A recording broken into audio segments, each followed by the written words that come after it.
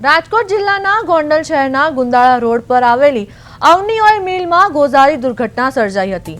મશીનમાં ફસાઈ જવાથી 55 વર્ષીય મહિલા શ્રમિક શારદાબેન લક્ષ્મણભાઈ ખાંટનું ઘટના સ્થળે જ કરુણ મોત નીપજ્યું હતું।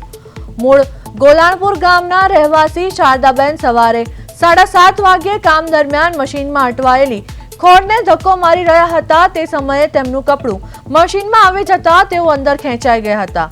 શારદાબેન તેમનો દીકરો અને ભત્રીજો એક દિવસ પહેલા આ મિલમાં કામે જોડાયા હતા। સમગ્ર ઘટનાના સીસીટીવી કેમેરામાં કેદ થઈ હોવાનું જાણવા મળ્યું છે।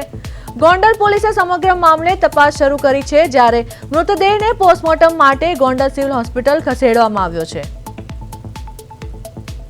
ગોંડલની ઓઇલ મિલમાં મહિલા શ્રમિકનું મોત નીપજ્યું। મશીનમાં ફસાઈ જતા સર્જાઈ કરુણ દુર્ઘટના।